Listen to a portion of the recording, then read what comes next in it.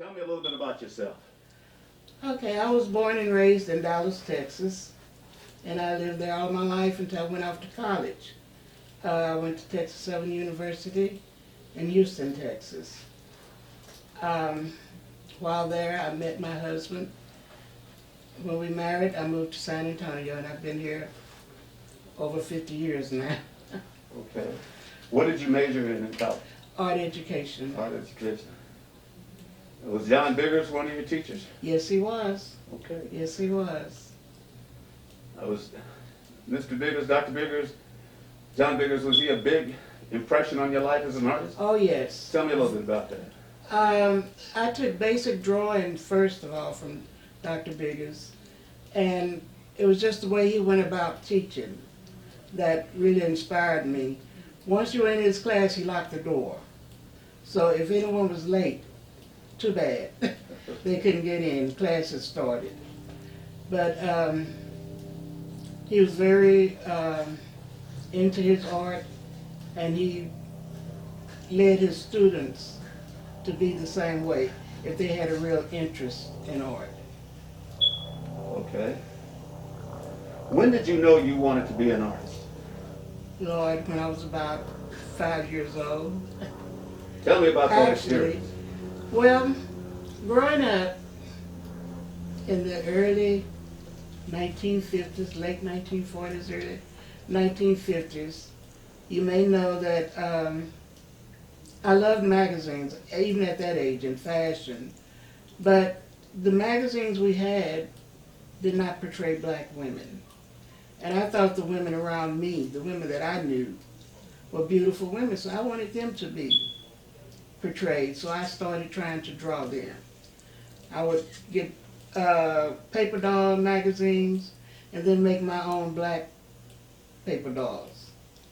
So from that point on, I just loved art. And that was what I did. When I was in the first or the third grade, my art teacher in elementary school was my aunt. So there again, that influenced me even more. And my love of art just grew and grew and grew. When I got to high school, starting with the 10th grade, my aunt was my teacher again, my art teacher. So she was a big influence in my life too on art, and she encouraged me in every way. And my love of it just grew and grew, and I just knew that's what I wanted to do. In high school, usually art is an elective. For me, it was a 4-year thing. I stayed in art for 4 years. I didn't take typing, that kind of stuff. I stayed in art. Describe your commitment to art when you were younger and contrast that commitment today as an artist. Well, there's not much of a change, really. It's just that I had a love of it then at a very young age, and the only thing I can say is that I love it even more now. Now I teach art, so I just think it's an important part of any life. Any artistic movement is a very important part of life to me. And I don't care what field you want to go into, that creative instinct is important. Okay. And I hate that it's not in the schools, in many of the schools now, but I think the children are missing something. Okay, now tell me again why, when I look at your work, you capture the beauty of women. Why has that become, and why did it become such a profound influence in your art? Well, like I said, at a very early age, I loved fashion and magazines. And like I said, I never really saw the black woman. So I wanted to create a beautiful, well, all the black women that I knew were beautiful. So I just wanted to put that on paper, put that on canvas. And I just loved drawing the female figure. And that's what I did for years and years and years. Now I've kind of spread out a little bit more. I do a lot of children and some men and everything.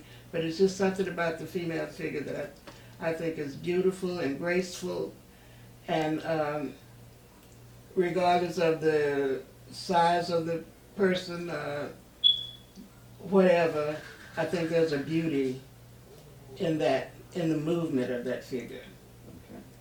Now, what do you work in oils, acrylics, or what do you use? My medium of choice today is pastels. That's good. I've worked with acrylics, pen and ink, pencil, never used oils. I did once, but I didn't like it. But my medium of choice is pastels, and I really like the soft pastels. I see. Well, let me ask this question to you. Using pastels versus oil, I've talked to several artists who use like pastels and acrylics and pencil, and the reason why that's their choice too, compared to oils, painting in oils, is oils take so long to dry, and it's hard to have that sensitive movement. It is. And when I went to college, the first thing I learned to paint with was acrylics. And of course they dry fast, real fast. And sometimes you have to use a medium to slow the drying process down. But at that time I fell in love with acrylics. And I thought, wow, this is something new and this is good. And it kind of looks like oil, but it's not as difficult to work with. You know, oil takes a long time to dry. It's hard to clean. It's just, can be a mess if you don't know what you're doing. But the acrylics, they dry fast and water soluble. You know, you can clean up with water. And it was just fun to work with. And I did that for years and years and years. And then one day, I picked up a pastel pencil. And I still have the picture that I did. And I said, wow, this is neat. I like this. And I've been working with pastels ever since.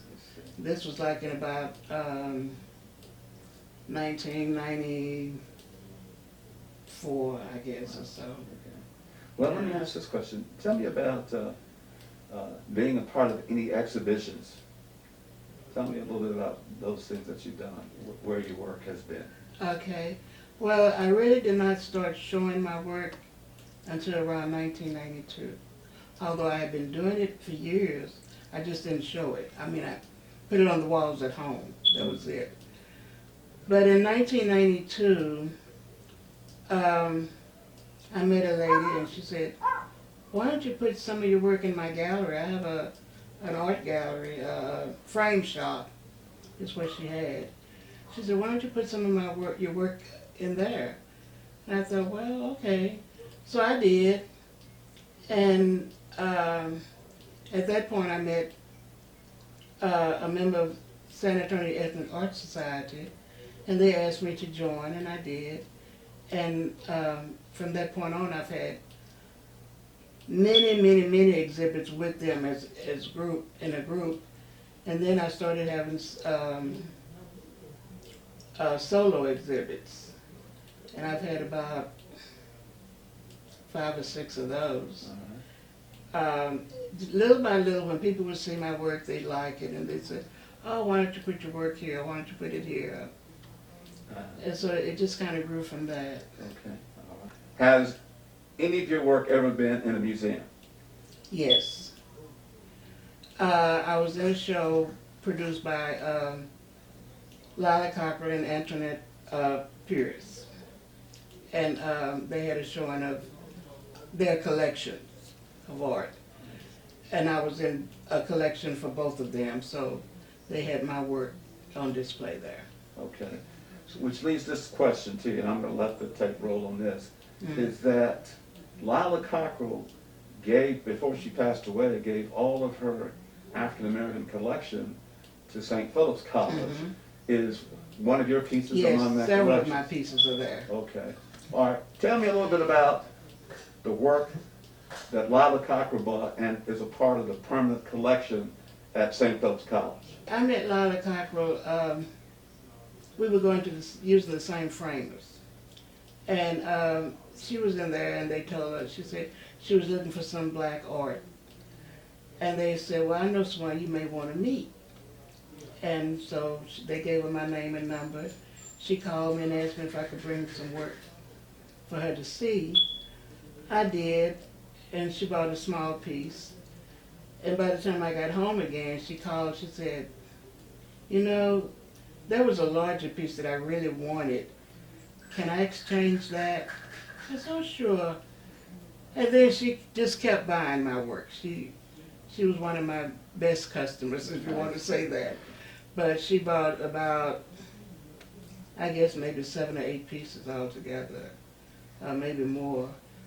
I know she gave some to St. Philip's College to go in their permanent collection. I'm not sure just which pieces went to them, but I do know there were several pieces. What advice would you give young artists today who are pursuing their ambition to become recognized in the art community?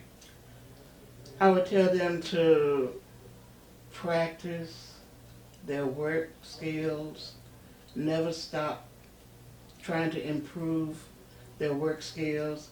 Even if they think they have something perfect, work on it some more. Love their work. They have to love their own work first before they can expect someone else to even like it. Because when people look at your work, everybody looks at it differently. And everybody's not going to like the same thing. So you have to love your own work and do what you like, what makes you feel good. And then if someone likes it, great. If they don't, you know you did the best you could do, or the best you could do at that time. Let me ask this question. I've talked to a lot of artists about when do they know they're completed the work. And several have said, when I think I finished it, I'll walk by and gaze at it probably for a day or 2 or 3. But the ultimate last stand with the piece is when I sign it, I'm through. Is that something that you might experience? That I experience that all the time. I look at a piece and it'll stay on the easel maybe 2 or 3 days, maybe longer, you know, and I look at it. I may go and say, oh, I need to do this to it, I need to do that. But once I sign it, I figure that, okay, this is it, I'm through. I'm ready to take a picture of it. This is it. What are the do's and don'ts when selling your work? The do's and don'ts. Well, the main thing is when you set a price on your work, that's because of the value that you put into your work. Don't let someone talk you out of it.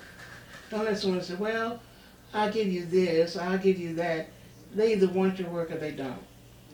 You value your own work. I would tell beginning artists, don't go out there and try to start with $1 million in my work, because it's not. You know, build it up, build it up. You know, you build up your price. The better you get, the more customers you get, the more you maybe can raise your prices some. But the main thing is value your work for what you put into it. That would be mine. Okay. All right. Tell me about the role of art as a comfort. As a what? Comfort to you. How does art comfort you? It just relaxes me altogether. I can be all tense or upset about something. If I sit down and start to create something, I just feel this sense of calm. And I guess it's just because it's something that I enjoy doing. It takes my mind off of whatever problems I may have, because I want to concentrate on what I'm doing. And I just get really wrapped up in the piece that I'm doing. And that just brings a sense of calm to me. I give each of my grandchildren a piece of art for every accomplishment that they make in life. They start with my work, building their own collection of art.